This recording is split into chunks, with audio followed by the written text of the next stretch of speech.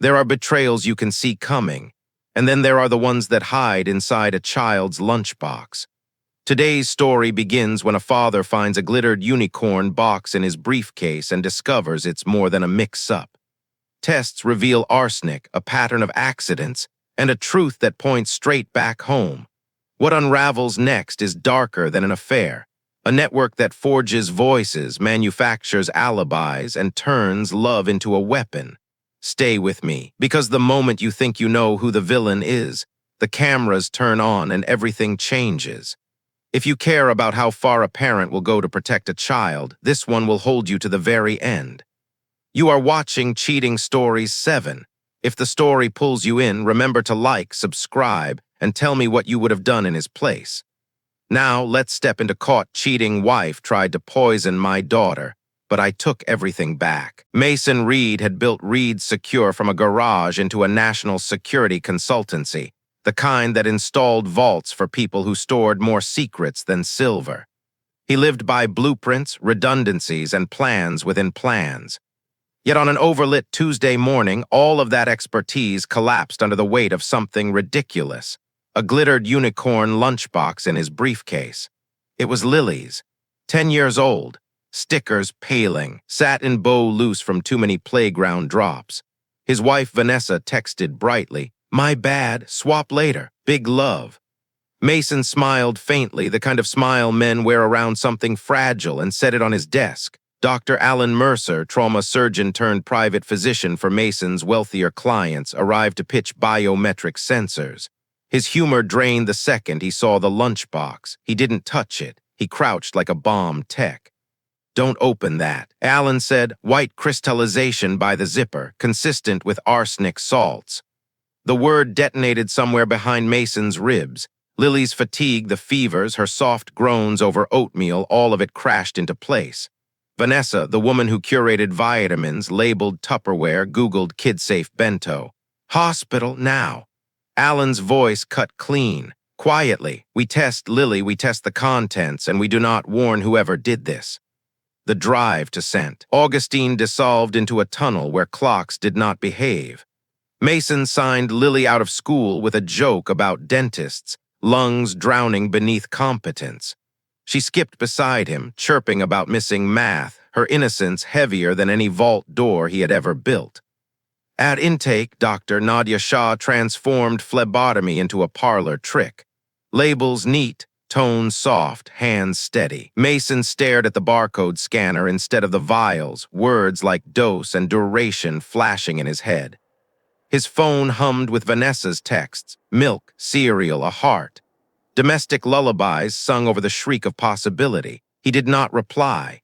Nadia returned with numbers that made the floor tilt: elevated arsenic, chronic exposure. Not lethal today, lethal in patience.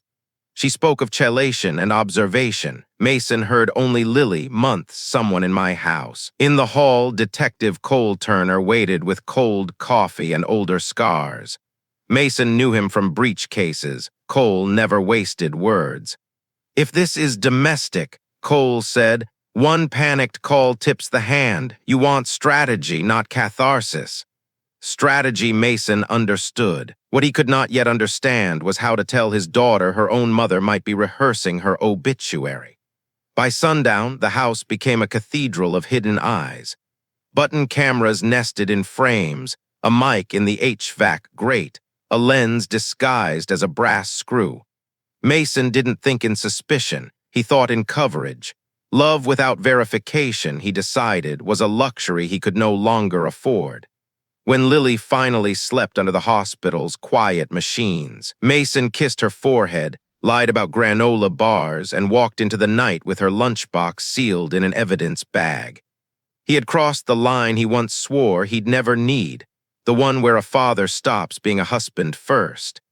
And as the last light bled from the maple trees outside, Mason felt a single, terrible certainty rise in him. Someone in his house wanted his daughter gone. He intended to find out who. But when the first hidden camera flickered to life the next morning, Mason would learn the truth wasn't only about poison. It was about betrayal crafted in pixels, a ghostly voice wearing his friend's face, and a wife rehearsing love like a script she'd been paid to memorize. Surveillance at Reed's Secure had always been Mason's sacrament. By dawn, his house no longer felt like a home. It bristled like a battlefield. Pinhead cameras winked from family photos, a mic hummed in the HVAC grate, a brass lamp screw hid a lens. From the street it looked suburban, but inside it had become a cathedral of eyes. Mason kissed Lily goodbye at school, circled once around the block, then slid into a nondescript van idling 2 houses down. Alan Mercer sat inside, backlit by a bank of matte screens. The feeds glowed like confessions. At 07:11, Vanessa moved through the kitchen with the tenderness of a Sunday commercial. Soup simmering, cookies cooling, a kettle whispering beneath its own breath. She paused at Lily's multivitamins, unscrewed the amber bottle, tapped 2 pills into her palm. Then, like a magician revealing her true trick, she flicked a nail file, dusted powder from a lipstick-sized vial, and slipped the tablets back with a smile meant for nobody. Alan's voice was clipped. Cam K2 chain of custody. Subject introduces unknown particulate, bottle replaced, timestamp logged. On screen, Vanessa rinsed the file under the tap. Her movements had the grace of routine rinse, dry with a dish towel's corner, tuck into her makeup pouch in the drawer beneath silicone spatulas. A crime scene masquerading as housekeeping.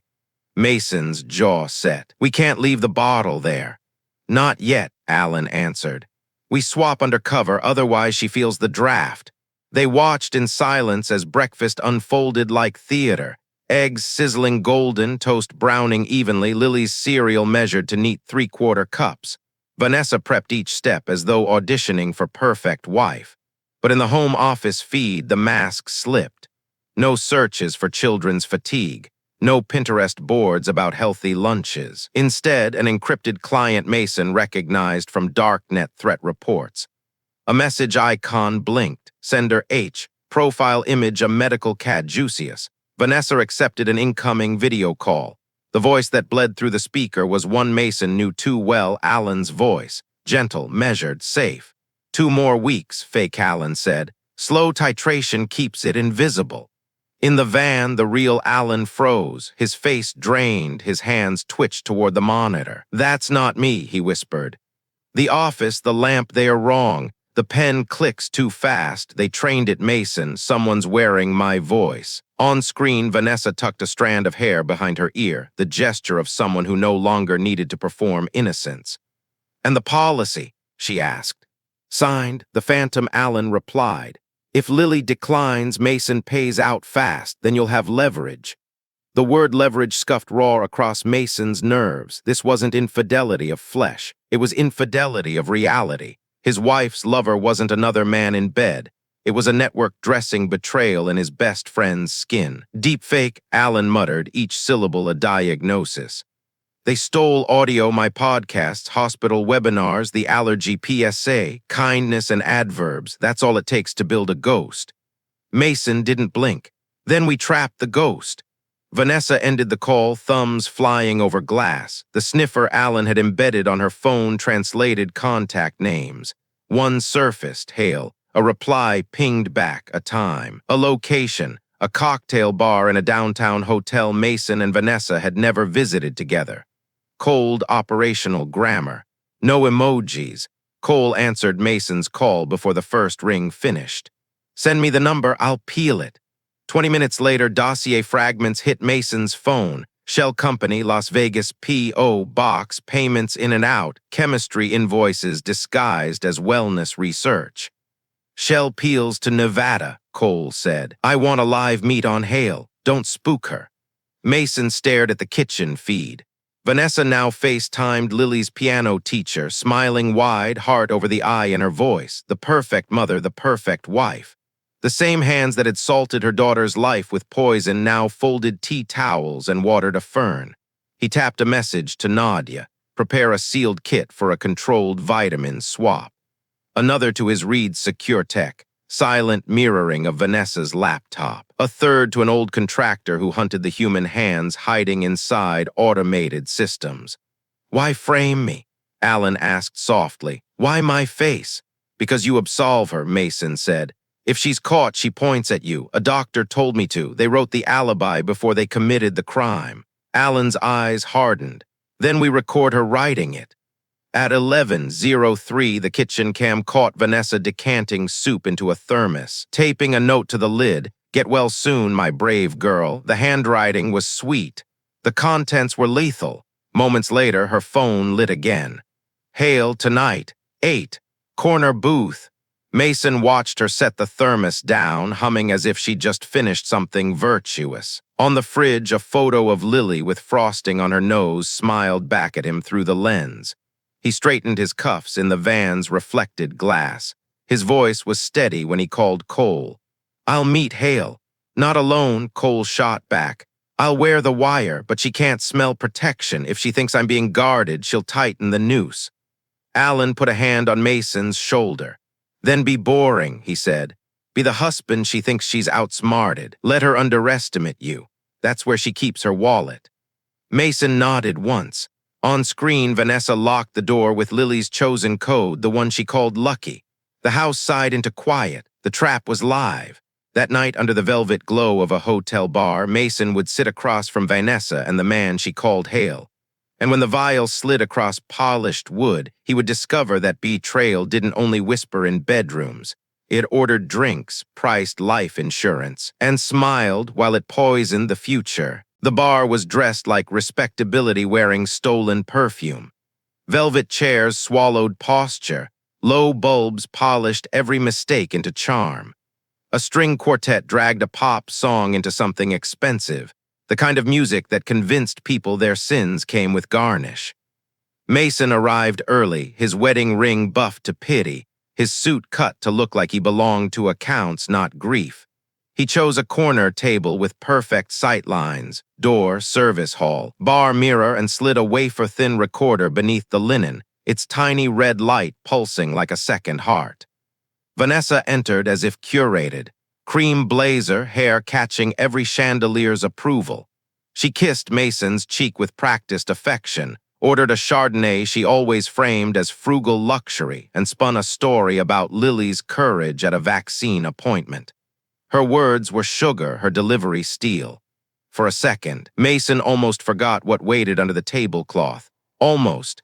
Then came the third chair, Victor Hale, angular, academic, a face designed to be forgotten in crowds. He wore the ghost of a pharmacist's tattoo half burned away with laser. Vanessa called him a supplier of rare nutraceuticals. The phrase landed between science and crime, and Victor smiled like both. Mason played the dull husband. "We prefer organic." Victor slid a vial onto the table. No label, liquid catching candlelight.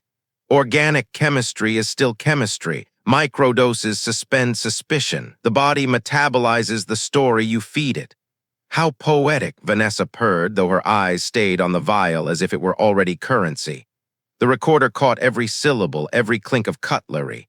Mason leaned back, feigning boredom, thumb pressing a marker on the device. Vanessa's phone buzzed. A message lit the screen. "Running late, call me." Alan's photo as the sender. She didn't call. She didn't need to. The ghost of Alan's voice had already been her co-conspirator. Mason excused himself with a stupid husband line about washing hands before Lily's snacks. In the hallway, a man in a maintenance polo pressed a folded napkin into his palm. No words. Inside, coordinates, a time. The kind of script Lucas Dre used when danger refused paperwork. Back at the table, the quartet shifted to a love song famous for ending badly. Victor studied Mason the way pharmacists study lethal doses. "You upped your daughter's policy last winter." "Lily," Mason corrected gently. "And no, shame to leave a child unsecured," Victor murmured. "Life is uncertain." Vanessa's hand pressed Mason's knee under the cloth, an intimate choreography masking collusion. "We're not those people," she said softly, humility wrapped in theater.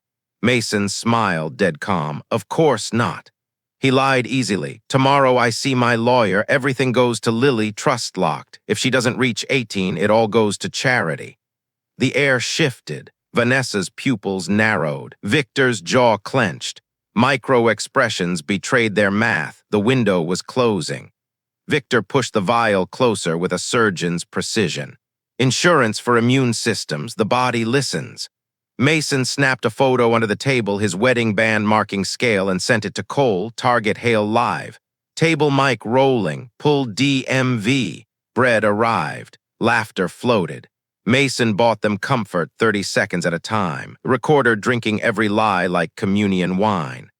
Vanessa shuffled topics like a dealer, vacations never taken, remodels never started, fundraisers for a children's wing. Mason answered on cue, watching Hale watch her. This wasn't lust, it was business in drag. Victor raised his glass. Careful men live longer. Mason clinked. Careful men keep receipts.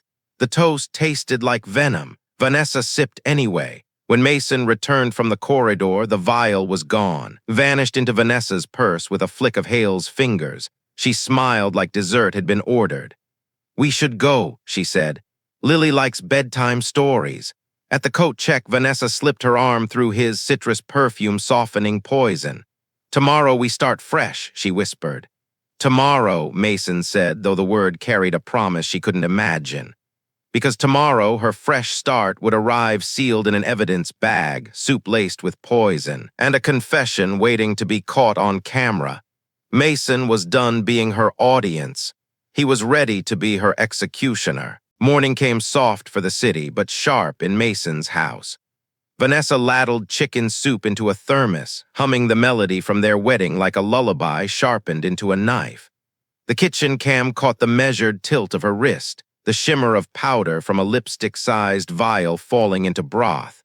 The HVAC mic picked up the glassy tick of granules dissolving. She taped a pink heart to the lid.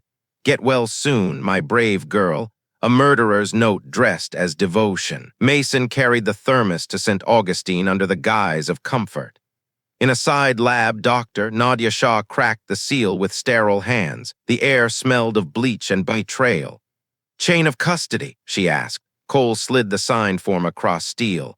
Under the fume hood, reagents bloomed in lurid colors. Readouts leapt like alarms. Nadia's voice was even, but her eyes betrayed the weight. "Arsenic, concentrated, enough to put an adult in ICU. For a child, it's lethal." Alan Mercer, the real Alan, reviewed the chromatograph, his lips pressed into the kind of grim line surgeons wear when there's no saving left to do. This wasn't accidental, stock base fatty vehicle. It binds, designed to hide until it kills. Lucas stalked the hospital perimeter, comms crackling. "No tails yet," he said.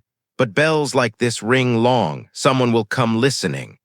Mason dialed Vanessa with the right cracks in his voice. "Come to the hospital," he said. "It's Lily." He didn't add dying. He left the sentence open, and she rushed to fill it with her imagination. Vanessa arrived, mascara rivers, sweater inside out, panic rehearsed to Broadway polish. In a consult room, cameras nested invisibly in vents behind panels under fluorescence. Cole asked straight questions. "Who prepares Lily's meals?" "I do," Vanessa whispered, eyes glistening. "I'm obsessive, organic, balanced, always labeled." She made it sound like sacrament. Mason set the thermos on the table. They tested it. Her gaze flicked once, reflexively, toward the tape she herself had placed. Then the mask returned.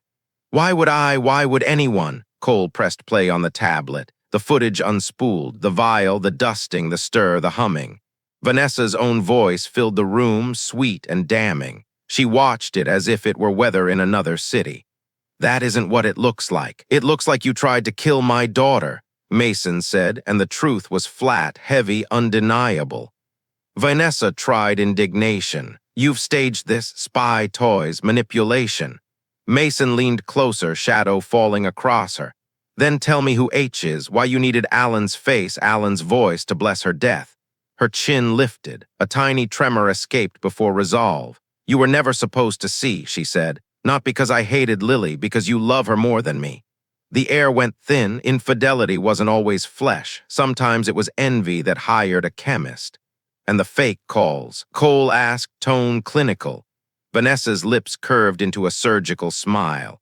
"Rowan Pike. He calls it making ghosts. 6 minutes of clean audio, one head turn, and your doctor says anything you want." Rowan Pike. The name hung like a loaded gun. Mason's phone buzzed, a text from Lucas, Rowan located, Nevada, same hub as Hale, same as your coordinates. Cole slid a pen across. You can help yourself, names, accounts, now. Vanessa stared at the pen, then at her reflection in the black screen. She smoothed her hair, painted poise back onto her face. Lawyer, she said, one word cold as a cell door. Cole killed the interview feed. Mason walked her into the hallway alone. She leaned close, voice almost tender. You already lost, Mason. You changed the will. No reason to wait anymore. If Lily dies now, I get nothing. If you die first, suspicion. You've taken everything back. The phrase rattled through him like prophecy. Back in Lily's room, Mason brushed her hair from her forehead as she slept. Machines hummed steady, her breath synced with their rhythm. Across the corridor, Vanessa fixed her sweater, practicing smiles in the reflection of a dark monitor that had just finished recording her betrayal. On Cole's laptop, call logs burned. Hale, Rowan, a third number, Nevada, Henderson, coordinates overlapping with Lucas's intel. Not a coincidence. A hive, a factory. Mason looked through glass at his daughter, fist tucked under her cheek like a child half her age. He whispered to himself, not a prayer but an oath. Dora first. If that fails, we burn door B. That night, Cole's team pulled maps of Nevada. A wellness retreat compound surfaced, a front with labs, forged papers, and women trained like weapons. The place where Vanessa Cross had been manufactured. And Mason knew the next chapter wasn't about soup. It was about the factory that made wives who killed. Nevada doesn't hide sins. It advertises them until they look like hobbies. The highway unspooled like a receipt no one intended to audit. Sage and billboard glitter traded turns in the sun. Lucas drove, forearms loose on the wheel, eyes making small arithmetic with every mile marker. A stucco sprawl announced itself as a wellness retreat. Sage bundles in a lobby bowl, citrus slices drifting in a glass dispenser. Brochures promising reclaim your radiance in fonts that had never seen grief. Cameras watched the road the way wolves watch a calf, calm, inevitable. 2 perimeter rings, Lucas murmured, chin pointing. Thermal here, LPR there, they log plates for security. For harvest, Mason said. He came as a donor, the kind of euphemism that buys tours and plausible lies. Lucas ghosted the edges beside him, a discreet lapel pin that could mean staff or trouble. No one asked which. Inside, women practiced smiles in mirrors. 30 seconds of warmth, 3 of empathy, 1 of gratitude. A coach in athleisure corrected head tilts like spotting deadlifts. Down the hall, a whiteboard mapped widowers like a sales funnel. Leads right arrow approach, right arrow bond, right arrow extract. With stickies that read lost wife 18 Moss, child age 9 allergies. Asset heavy, liquidity low, faith community equals fast trust. A printer chattered out birth certificates that would fool every DMV. The kerning kept a tell only Rowan would notice, just uneven enough to slide under OCR suspicion. Evelyn Hart arrived in a black suit and a scent that smelled like good decisions. Late 40s, precise hair, the conviction of a person who believes she's a public service. Her handshake had the perfect pressure of a vice that thinks it's a palm. You mistake me, she told Mason, guiding him past a meditation room that had never seen peace.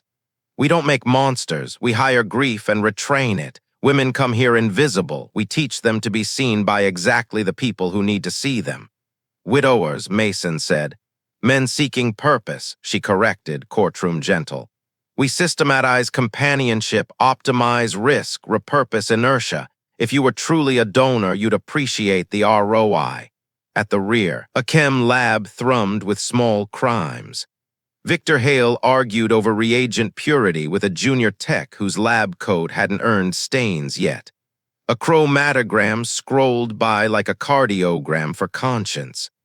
The air held a faint almond hush and antiseptic bite. On one bench, lipstick vial housings lay in parade rows, the kind of cosmetics line that gets you sued by a saint. Beyond glass, Rowan Pike sat at 3 monitors, pasting a bishop's face onto a PTA dad for warm-up. He fed the model 6 minutes of a pediatrician's webinar, then swapped phonemes like beads. On the wall, his trophies, Screenshots from telehealth, consults where ersatz doctors greenlit supplements, therapy hacks, insurance moves. Above them, a caption in vinyl letters, authority is an API.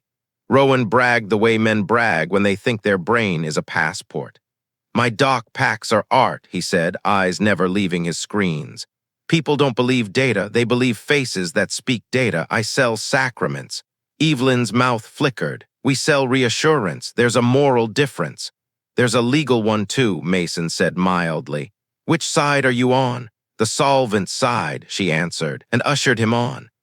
The walls carried timelines like liturgy. Courtship, 3-6 right arrow trust grooming, micro secrets, right arrow microdose ramp, GI complaints equals plausible, right arrow insurance activation, beneficiary tweaks, right arrow the grieving widow glide path. Under glide path, a descending line ended in a tasteful black ribbon sticker. They toured congruence, a wardrobe room arranged by persona, Montessori mom, boho counselor, uptown efficiency. Next door, a voice gym trained accents until they felt like hometowns. A good story is an intimacy engine, the coach told a semicircle of women. We build engines. Mason kept his hands in his pockets because they wanted to become fists. He segmented the site the way he did breach perimeters. Entries 3, blast shields, reinforced fire doors, server islands 2, 1 decoy. The cabinet that mattered, unlabeled metal with passive intake and heat he could feel from a step away. He cataloged soft tissue too, the guard whose eyes drifted for blondes, the receptionist's notification cadence, who wore a keycard and who wore the grid. He texted Cole the map in nouns, gate 1 amper, W lot, blind 0911, core rack R2 hot, Rowan desk, face set drives tray C. He texted Alan names from a corkboard labeled closures, dates that read like autopsies to rescreen. He texted Nadia the rage she needed for an affidavit, batches N6, glycerol base, binder equals egg protein, pediatric risk high, see photos. Evelyn ushered him to an office whose windows borrowed prestige from distant mountains. On the credenza, letters from alumni with better last names than they arrived with. On a lower shelf, manila rubber-banded quiet. Mason's gaze lingered, Evelyn noticed and gambled. Transparency earns trust, she said and opened a drawer. Files with maiden names that never existed. Intake forms like resumes for con artists. List 3 lies you can tell without blinking. Describe your best grief face. Under candidates, right arrow field. A familiar alias surfaced in neat block letters. Vanessa Cross. Air thickened. Evelyn tapped the tab with a manicured nail. Smart, attractive, underutilized potential. Classic scarcity trauma, impeccable manners. We gave her a language for both.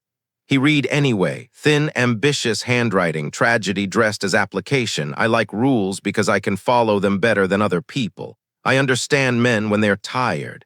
Mentor eval, high compliance. Calibrates fast. Jealousy of children, coachable.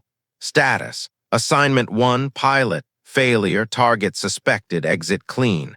Assignment 2, success. Payout confirmed, behavior bonus. Assignment 3, Mason Reed, ongoing. There are detonations that don't make sound. This one sliced through a wedding portrait that had only ever lived in his head. He kept reading because refusing to read would be collaborating with the lie. Attached, a Bond calendar in Vanessa's neat script. First time he fell asleep on couch, touch forehead. Lily prefers dad's oatmeal right arrow solution. Better bowls, mention fear of car crashes, mirror first wife. Ask about scholarship, signal gratitude. Evelyn watched him the way architects watch earthquakes. You're angry, she diagnosed. Anger is a story about fairness. I offer optimization.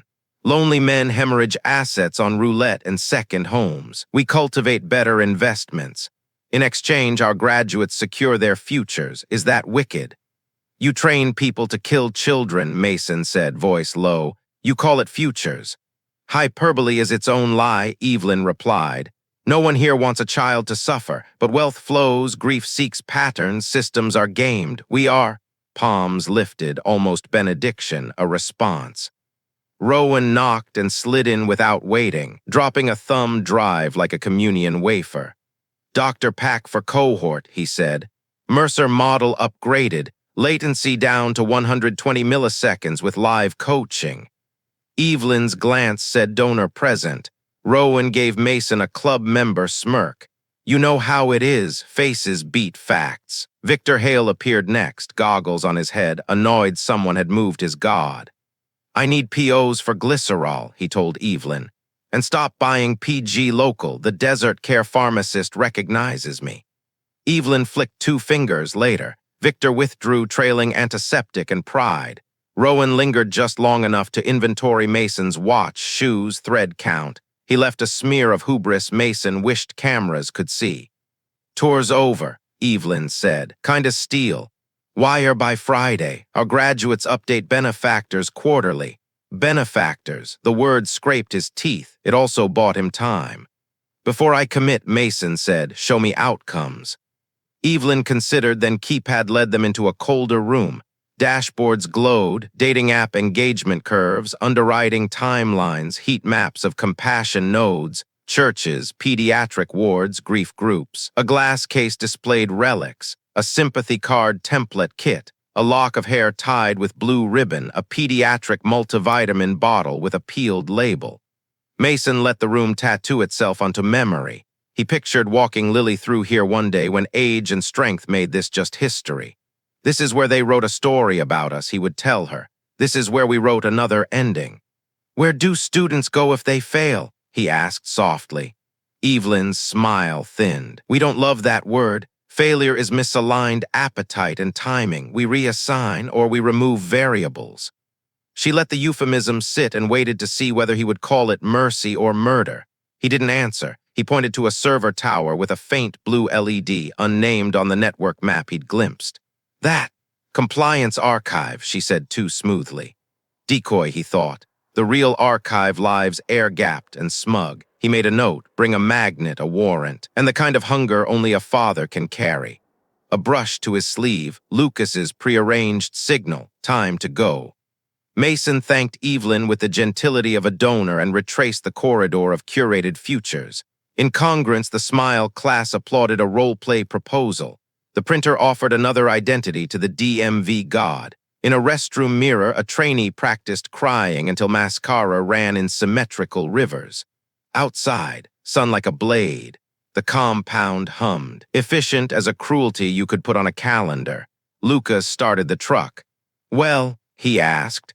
They built a business out of bereavement, Mason said. We'll build a reckoning out of receipts. He sent Cole the last photos. He sent Alan a list labeled retrospective talk screens, dates that would reopen graves. He sent Nadia a shot of lipstick vials in rank with the caption sacrament trays. He saved Vanessa for last, not to forgive, but to finish the story she chose. On the drive, he reopened her file and read the line she wrote on page 1 in that thin, ambitious hand. I want a life where I don't have to be good to be safe. There are detonations that don't make sound. He folded the scan like a flag. The mountains looked closer, as if the state itself wanted a front row seat to what came next. That night, Cole's warrants would race a different plan, Evelyn's extraction of Vanessa and Rowan's deletion run. Only one would arrive first at the cabin Mason chose for the meet. The network had optimized everything, except the geometry of a father's timing. Cole pushed warrants through a judge who hated euphemism. The language came back like a hammer. Search, seize, preserve, no wellness, only criminal enterprise. Nadia pre-drafted testimony that cut on contact, microdose mechanics, metalloid half-lives, binding affinities in fatty broths, photos of lipstick vials lined like communion cups. Lucas sharpened Plan B, the unspoken grammar of men who finish sentences when paperwork chokes. If a hiccups, he told Mason, we close the throat. Back at the compound, the network began writing its own ending. Extraction flowcharts sprouted along the corridor like mold. Vanessa in block letters, arrow to a rental chalet in the hills, second arrow to an airstrip that pretended to belong to hobby pilots. Evelyn preferred clean margins. Rowan preferred deleting sources with deniability and a keystroke. Victor, blasphemously practical, stuffed reagents into a DOP kit where shampoo should live. Dusk bled purple over the scrub. Mason texted Vanessa, changed the will, all to Lily, charity if she dies. Then, like a held breath turning to steel, meet me at the cabin, just us. The cabin sat at a bend where radio signals took the long way around the hills. Inside, 2 mugs, a kettle that sighed like it remembered better kitchens, a pen recorder buried under the tabletop lip. Mason rehearsed the first line until theater burned off and truth remained. The knock came soft and certain. Vanessa in a gray hoodie, cuffs dark with rain, hair pulled back into a face engineered for passing checkpoints. Her purse was the size of a compact and could be mistaken for one until it wasn't. "Tea?" he asked. A nod almost grateful. Porcelain clinked. The hidden recorder breathed in. He spoke their marriage back to her, sanding panic off edges. The first dinner in the old apartment. The paper snowflake she taped to the window and called art. The afternoon Lily fell asleep on her lap and drooled a crescent moon. No arsenic, no wills, no files with maiden names that never were. Only rooms she had inhabited so convincingly that even memory still smelled like her. "You were right," she said at last, eyes glassed with something like exhausted pride. "You love Lily more than me, so I learned to love money more than you." "Who taught you?" Mason asked. "Evelyn," she said, and the name cracked like bone. "She says love is a story men tell before they sign beneficiary forms. Men like you want witnesses more than wives." Gravel whispered outside. 2 SUVs idled. Through chinked logs, Rowan's voice bled from a radio. 2 minutes. Inside, Vanessa's hand drifted toward her purse, slow enough to be mistaken for comfort. Mason set his mug down. "Then let me tell the last story," he said, and tapped his watch once. The cabin blinked to black. Outside, flood lamps flayed the field open like rind. Loudspeakers read warrants in verbs that didn't apologize. Men whose patience had been given legal reason to move spilled from the tree line like ink with a destination. "Police, search warrant." Cole's team took the east door, flat voices, plotted angles, boots that remembered other thresholds. Lucas's team took the west, less polite, more certain, Plan B stitching itself into Plan A's choreography. Victor bolted for the pines. A tranquilizer turned bravado into gravity. He folded into grass with the reluctant grace of a man who finally trusts his own chart. Rowan sprinted for the generator with a laptop clutched like a relic and hit a night vision lens that did not blink. He tried to talk in code, fast, obscure, swaggered with jargon, and learned the tactical term for save it for your lawyer. His machine skittered open on a frozen frame of Alan Mercer's stolen face, saying it's safe. Evelyn walked out with hands high and a half-smile executives where to board meetings and arraignments. "We're compliant," she said, as if the word might magnetize the moment into a friendlier shape. "Perfect," Cole replied. "Comply your hands onto your head." Vanessa's gun died on sightline, too many eyes, too much light. She looked at Mason in the sudden day, one last calculus stuttering in her gaze. "We could have been ordinary," she said, almost tender. "No," Mason answered. "We were a plan." She exhaled something very near relief. "You always were better at plans." "Not always," he said. "Only when it mattered." Rights were read like scripture, zip ties swapped for bracelets, evidence bags kissed shut with clean tape that would save hours tomorrow. Nadia's courier took custody, firearms, vials, a purse with gun, lipstick, a spare mask, and a grocery list that pretended to be innocence. Lemons, ginger, peppermint tea. Victor stirred, put on a coat of bravado that didn't fit. "I only supplied," he muttered. "You curated," Cole corrected, "and you monetized." Rowan stared into lenses as if they were mirrors, tried charm, then jargon, then legalese, none metabolized. "You can't prove chain," he said finally. "Deepfakes equal doubt." Nadia, on speaker from the hospital, didn't raise her voice. "We have wet chemistry," she said. "We don't need your ghosts." Evelyn kept posture even as plastic bit her wrists. "Prison won't teach me your morality," she told Mason. "Men like you will still be lonely. Women like me will still be necessary." You're an algorithm, Mason said. We can rate limit harm. Marketplace arrogance, she murmured and let herself be steered toward a narrower future. Procedure stole the room. For a thin slice of time, Vanessa and Mason sat opposite each other, the recorder catching generator hum and the human sound of something dying without drama. What now? She asked. Now you tell the truth, he said, to people who can do something with it. She stared past him into the piece of night the flood lamps couldn't reach. The night Lily had the flu and you slept on the floor by her bed, she said. You wrapped a towel under her neck so she wouldn't choke if she threw up. I thought I could love this. Then I remembered no one ever saved me from anything. Her mouth flattened, so I chose not to try. Almost an apology, sailing as close as pride would allow without capsizing. Mason let it drift to where it could no longer load bearing his life. MS. Reed, Cole said, defaulting to a name she'd already vacated, clipboard in hand. You're under arrest for attempted murder, conspiracy to commit murder, wire fraud, identity crimes, anything you say. Can and will, Vanessa finished, wry catechism intact. The cuffs clicked like punctuation, the last neat dot at the end of a long, bad sentence. Outside, red and blue smeared the pines. Lucas's palm landed once on Mason's shoulder, a soldier's benediction. Dora held, he said. Keep B in your pocket, networks have cousins. One by one, the cars threaded down the county road. The flood lamps clicked off, darkness returned like a forgiven friend. Mason rinsed 2 mugs in a sink that didn't belong to him and set them upside down to dry.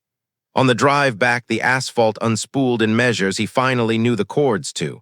His phone buzzed, Cole, Nevada secured. Servers seized, Hart, Hale, Pike in custody. Nadia, Lily's numbers trending down, sleeping. He pulled over and let his forehead rest on the wheel. For the first time in months, sleeping meant safety, not sedation. The network had miscalculated. They graphed widowers and missed the geometry of a father. At dawn, a clerk would stamp a case number. By noon, a jury would meet the lunchbox as Exhibit A. And when Vanessa finally spoke into a microphone that didn't lie, Mason would learn whether justice sounded like mercy or winter. The courtroom did not breathe. It curated silence the way museums curate relics, polished, controlled, designed to outlast the people who made them. Rows of strangers leaned forward in their seats, not as jurors, but as witnesses to a play that had cost Mason Reed his marriage, his trust, almost his daughter's life. Dr. Nadia Shah began. Her testimony moved like scalpels, clean, sharp, unavoidable. Charts lit the screens, spikes of arsenic in Lily's blood, chemical half-lives plotted like ghosts refusing to leave. She spoke without performance, her voice a steady instrument that made the numbers themselves the villain. Every juror's pen stilled, every juror's throat tightened. Alan Mercer followed. Where Nadia's truth was chemical, his was human. He explained how 6 minutes of his kindness, lifted from podcasts, webinars, even a children's allergy video, had been stitched into a mask. That video call wasn't me, Alan said evenly. It was a ghost wearing my voice. The phrase ghost wearing my voice lingered in the air like smoke that refused to clear. Then Cole Turner took the stand. No theatrics, only sequence. He laid timelines like bricks, dates of insurance hikes, Vanessa's secret Nevada trips, Hale's reagent shipments. One by one, the jury could see the structure rise, inevitable as scaffolding around a condemned building. When he was finished, the story had a skeleton so solid it could fold itself into origami, horrifying in its neatness. Victor Hale cracked first. Self-preservation beat loyalty. He confessed to sourcing powders under nutraceutical labels, admitted to disguising toxins as vitamins, conceded that Vanessa was handled but not free. Rowan Pike followed, pleading guilty, not out of remorse, but because he feared losing his hands more than his freedom. Evelyn Hart, however, stood like a marble statue. She called herself a grief consultant. Men worship legacy, she declared. We gave them widows who helped them fulfill it. Her philosophy collapsed under its own arrogance, but she still wore it like armor. And then came Vanessa. Beige suit instead of prison orange, as if color itself could launder guilt. No tears, no apologies. When she finally spoke, her words were sugar wrapped around blades. "I was trained to study what men worship," she told the court, her gaze cutting to Mason. "You worship legacy, you worship Lily. I only offered a shortcut, a different legacy." Mason did not flinch. He had learned the most violent refusal is to look directly at someone and not accept the story they want you to carry. Sentencing landed like winter. Evelyn, decades. Victor, years, plus relocation with a government script. Rowan, stripped of machines, unplugged from the digital world he thought he owned. And Vanessa, the longest, attempted murder, conspiracy, fraud, identity crime stacked high enough to block out her horizon. When the judge said victim, she named Lily. Mason gripped the edge of the bench until Wood groaned. Outside, Reed Secure's PR team spoke of deepfake defense and domestic threat models. Contracts poured in, but Mason stepped aside. Empires could run themselves, his daughter could not. He walked Lily to school, packed lunches himself, learned which glitter glue shimmered silver and which shimmered rainbow.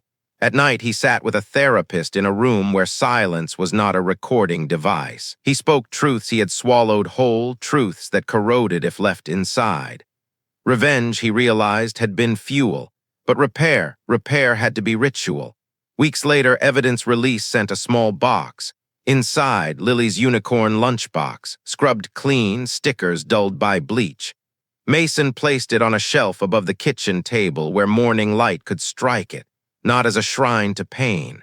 As a contract, vigilance without paranoia, love without blindness. He wrote checks to parents whose children Nadia had retested, to labs that now watermarked teleconsults against forgery, to shelters teaching widowers how to hear red flags with their bones. Every check was a form of revenge the network had never anticipated, a slow dismantling of their market. One Sunday, Lily asked, soft as confession, "Are we safe now?" Mason knelt level with her eyes. "Safety isn't a place," he said. "It's a promise I keep every day." He kept it in the glow of the lunchbox, in the hum of the cameras he no longer apologized for, in the steady beat of his own hand that no longer shook when faced with darkness. He had taken everything back. Not wealth, not reputation, not even the marriage that was never real.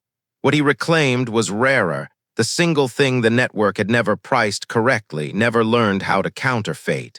His daughter's future. That lunchbox became Exhibit A, but justice wasn't just a verdict. It was a father taking back the future they tried to price. The chemist confessed. The voice forger was unplugged, and the architect of the scheme learned that widowers aren't markets, they are fathers. Lily's numbers fell, sleep finally meant safety, and the promise was simple. Vigilance without paranoia, love without blindness. If this story hit a nerve, tell me where you drew the line. Would you have set the same trap or walked away sooner? Your voice helps others who are living through quieter versions of this war. If you found value here, like the video, subscribe to Cheating Stories 7 and share it with someone who needs strength tonight. I'll see you in the next story.